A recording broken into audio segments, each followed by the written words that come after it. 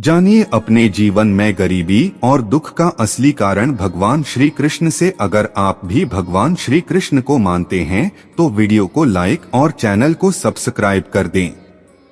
एक बार महात्मा बुद्ध एक गांव में अपने शिष्यों सहित घने पेड़ की छांव के नीचे बैठे थे। आसपास के गांवों से बहुत से लोग अपनी मानसिक समस्याएं लेकर महात्मा बुद्ध के पास आ रहे थे। महात्मा बुद्ध उन सब की मानसिक परेशानियों का समाधान देते। सब लोग खुशी खुशी अपनी समस्याओं का समाधान पाकर वहां से लौट रहे थे।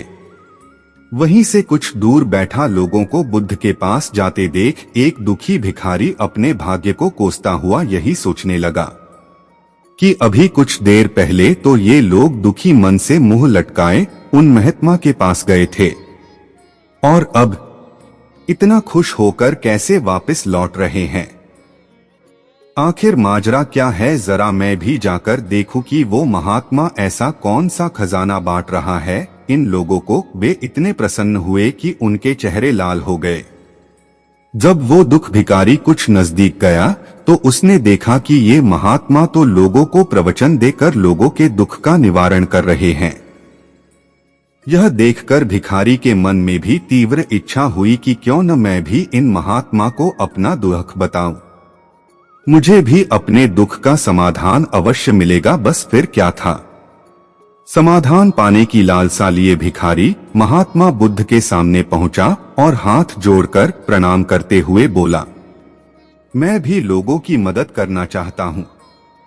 मुझे लोगों की मदद करने की बहुत इच्छा है, लेकिन मैं कैसे मदद कर सकता हूं? मैं बहुत गरीब हूं। मेरे पास न तो पैसे हैं और न ही कोई ऐसी चीज जिससे मैं किसी की मदद कर सकूं। मैं कोशिश करने पर भी किसी की मदद नहीं कर सकता। मुझे भगवान ने इतना गरीब क्यों बनाया? हे महात्मा, मुझ पर कुछ कृपा करो। इतना बोलते हुए भिखारी रोने लगा। महात्मा बुद्ध बोले, आप बहुत अज्ञानी हैं, क्योंकि आप अभी तक इस भ्रम में जी रहे हो कि तुम्हारे पास कुछ नहीं, जबकि दूसरों को कुछ देने के लिए तुम्हारे पास बहुत कुछ है।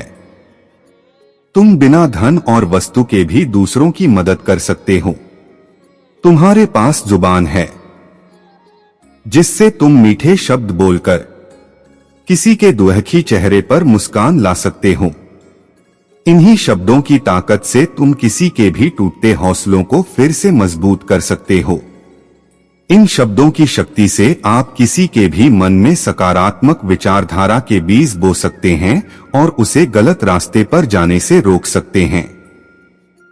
तुम्हारे दो हाथों से किसी भी कमजोर या लाचार व्यक्ति की सहायता कर सकते हो। आपके दो आंखें किसी अंधे को रास्ता दिखा सकते हैं। तुम किसी के लिए दुआ कर सकते हो। यह हो सकता है कि उनके बुरे काम फिर से हो जाएं। आप किसी के अच्छे स्वास्थ्य की कामना कर सकते हैं, लेकिन अज्ञानतावश तुम अब तक इस बात को समझ नहीं पाए और इस भ्रम में अब तक जीते रहे कि तुम्हारे पास मदद करने के लिए कुछ नहीं।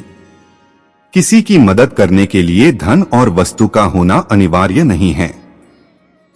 बिना धन और वस्तु के भी हम कई प्रकार से लोगों की मदद कर सकते हैं। महात्मा बुद्ध के ज्ञान से भरे ये सुंदर शब्द सुनकर भिखारी के चेहरे पर मुस्कान आ गई और वह खुशी से झूमता हुआ वहां से चला गया।